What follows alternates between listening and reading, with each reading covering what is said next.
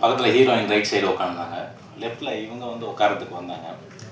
உடனே நம்ம பிஆர்ஓ வந்து இல்லை இல்லைங்க அந்த சைடு கொஞ்சம் போய் உட்காருங்க, கலர்ஃபுல்லாக இருக்கும் ஃபுல்லாக அப்படின்னாங்க. நிறம் கலர் எவ்வளோ முக்கியம் அப்படிங்கிறத அவர் சொன்னதை நான் புரிஞ்சுக்கிட்டேன். நிறம் இந்த உலகில் மிக முக்கியமான ஒன்று. அது அந்த வார்த்தை எப்படி இவ்வளோ நாள் சினிமாவுக்கு டைட்டிலாக வைக்காமல் இருந்தாங்கன்னு எனக்கு தெரியல. இந்த உலகத்தை இத்தனை ஆண்டு காலம் ஆண்டு கொண்டிருப்பது நிறம்தான். ஆப்பிரிக்காவில் இருக்கிறவங்கலாம் வெள்ளையாக இருந்திருந்தாங்கன்னா அமெரிக்காவினுடைய சரித்திரமே மாறி போயிருக்கும். பண்ணை அடிமைகளாக போய் அங்கே ஆப்பிரிக்கர்கள் இருக்க வேண்டிய அவசியம் இருந்திருக்கு. வெள்ளையாக இருக்கிறவன் பொய் சொல்ல மாட்டான், வெள்ளையாக இருக்கிறவன் நல்லவனாக இருப்பான், வெள்ளையாக இருக்கிறவன் ஏமாற்ற மாட்டான் என்கிற பொது புத்தி உருவாகி இருப்பது இந்த நிறத்தின் பார்ப்பட்டது தான். இந்த நிறம் உலகத்தை வந்து தொடர்ச்சியாக ஆண்டுக்கிட்டு வருது. ஆப்பிரிக்கர்கள்லாம் பார்த்தீங்கன்னா அவங்களுக்கு ஏற்ற மாதிரி நிறத்தை தான் வந்து கொண்டாடுவாங்க. வந்து அந்த அறைக்குள் விழுந்து ஆப்பிரிக்கா வானம் இந்திரன் தமிழில் ஒரு மொழிபெயர்ப்பு சொல்லியிருக்காரு ஆப்பிரிக்க கவிஞர். அந்த கவிதைகள்லாம் பார்த்தீங்கன்னா காக்கைகளை பற்றி இருக்கும். அவனுக்கு கருப்பாக இருக்கிறதுலாம் தன்னுடைய உறவு மாதிரி தோணும். காக்கைகளை புகழ்ந்து அவன் பாடிட்டு இருப்பான். கா என்னும் தன்னுடைய ஒளி பின்தங்கி விடுகும் அளவுக்கு வேகமாக காகங்கள் பறந்து சென்றன என்று எழுதியிருப்பான். அதே போல இரவை பார்த்த உடனே இரவு நம்ம கருப்பு நிறத்துல இருக்கு அப்படின்னு அந்த இரவை புகழ்ந்து கவிதை பாடுவான்.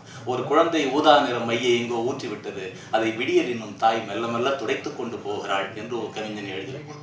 அப்படி அந்த கருப்பை பற்றியும் அவர்களின் நிறத்தை பற்றியும் கொண்டாடுகிற விஷயத்தை நாம பார்க்கிறோம். நிறம்ங்கிறது அவ்வளவு முக்கியமான ஒன்று. இன்னைக்கு இந்த படத்துல கூட பார்த்தீங்கன்னா நிரந்தரம் இல்லா நிறம் நெஞ்சின் நிறம் என்று பாவிஜி எழுதியிருக்கிறாரு. ரொம்ப பிரமாதமான ஒரு பாட்டு. இந்த படத்துல நான் ஒரு ஐட்டம் பாட்டு எழுதியிருக்கேன். மாமா வரையா வந்து காத்திருக்கேன் ரொம்ப வரியா அப்படின்னு சொல்லிட்டு. திரு இமான் அவர்களின் இசையில் நான் ஏராளமான பாடல்கள் எழுதியிருக்கிறேன். ஏறக்குறைய அவருடைய ஆரம்ப காலத்திலேருந்து நான் எழுதிட்டு வரேன். அவங்க அம்மா கையால் சாப்பிட்ட வெகு சில கவிஞர்களில் நான் ஒருத்தன். பெரம்பூர் பேரக்ஸ் ரோடில் அவருடைய வீடு இருந்த காலத்திலேருந்து அவங்க வீட்டுக்கு போய் நான் சாப்பிட்ருக்கேன். அவங்க அம்மா பாசமாக என்னையும் ஒரு பிள்ளை மாதிரி பார்த்துருக்கிறார்கள். அப்படி இமான் அவர்களோட நான் தொடர்ந்து பயணித்து வருகிறேன். அவரோட ஐட்டம் சாங்னாலும் சரி, ஜிங்கனமணி எப்போ மாமா ட்ரீட்டு மதுராஜ் எல்லாம் மச்சானாண்டி அப்படி தொடர்ச்சியாக அவரோட எங்கள் மாமா வாரியா மாதிரி மெல்லிசை பாடல் இருந்தாலும் விழிகளில் இனியவளே வானே போன்ற பல பாடல்கள் தொடர்ச்சியாக அவருக்கு ஏராளமான பாடல்கள் எழுத்து வரேன். இமான் அவர்களோடு பணியாற்றுவது அவ்வளோ அற்புதமான அனுபவம். உங்கள் சிங்கர் கூட சொல்லும்போது சொன்னாங்க, ஒரு அரை மணி நேரத்தில் அவங்கள பாட வச்சு அனுப்பிச்சிடுவார் அப்படின்னு. லிரிசிஸ்ட்டுக்கும் அப்படி தான், ஒரு சாய்ஸ்க்கு மேலே வேணாம்பார். சார் ஒரு பல்லவி ஒரு சரணம் போதும் சார், அதுக்கு மேலே நீங்கள் எழுத வேணாம்பார். நாங்கள் வந்து அதிகமாக ஆப்ஷன் கொடுத்து அதில் 2-3 திருத்தி மாற்றி அந்த மாதிரிலாம் இல்லாமல் வெகுளிதாக உங்களுக்கு பிடிச்ச ஒரு சரணம் ஒரு பல்லவி மட்டும் கொடுங்க அப்படிம்பாரு. அதை மட்டும் கொடுப்போம், அதை ரெக்கார்ட் பண்ணவர் அந்த பாட்டு ரெக்கார்ட் பண்ணோம். அது மாதிரி ரொம்ப அற்புதமான ஒரு இசையமைப்பாளர் திரு இமான் அவர்கள்.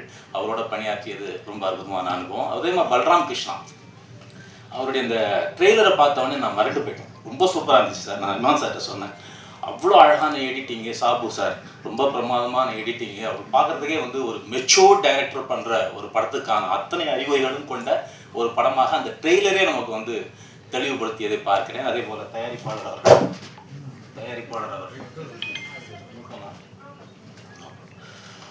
தயாரிப்பாளர் அவருக்கு அதே போல் முகேந்திராவை பார்த்தீங்கன்னா ரொம்ப அற்புதமான ஒரு நல்ல தமிழ் முகம், பெண்களுக்கெல்லாம் பிடித்த ஒரு அழகிய தமிழ் முகம்.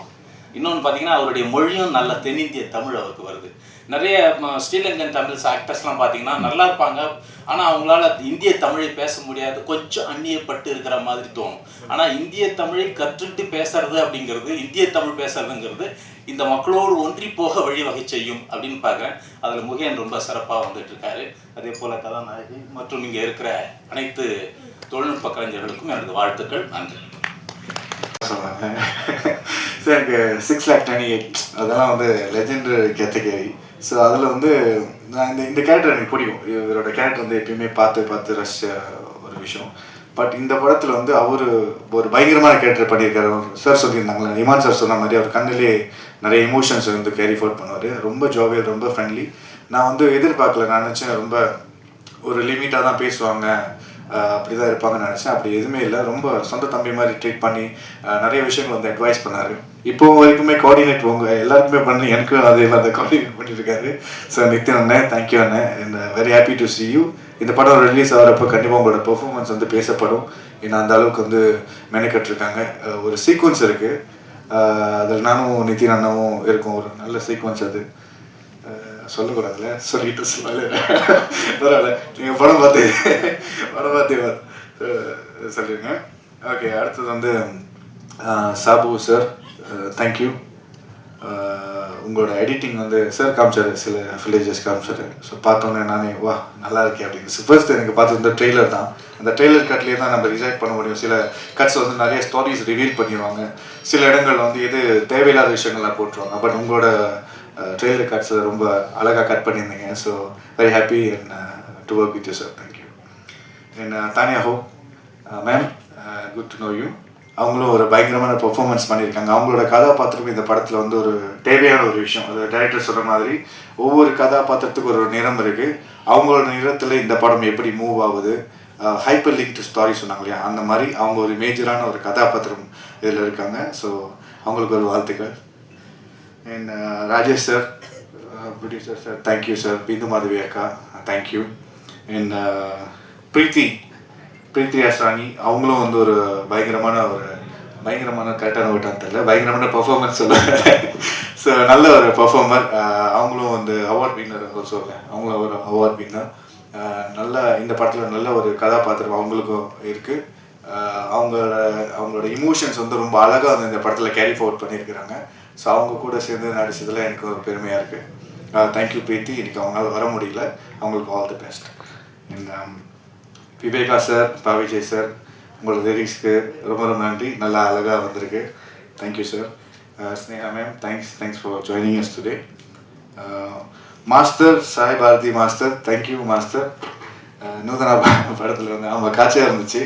பட் நிறைய இடங்கள் மாஸ்டர் சொல்லி இந்த மாஸ்டர் இப்படி இதாக இருக்குது, எனக்கு நிறைய டைம் கொடுத்து பொறுமையாக அழகாக ஹேண்டில் பண்ணாங்க. ஹேண்டில் வித் கேர் மாதிரி அழகாக ஹேண்டில் பண்ணியிருந்தாங்க Sai Bharathi master. Very honoured to be in for the music video. Thank you master. Shankar master, thank you so much. அவரோட ஒரு பாட்லேயும் வந்து நான் பெர்ஃபார்ம் பண்ணியிருக்கேன், ஆனால் அவர் தான் மெயினாக பெர்ஃபார்ம் பண்ணார். Thank you master. And very happy. Then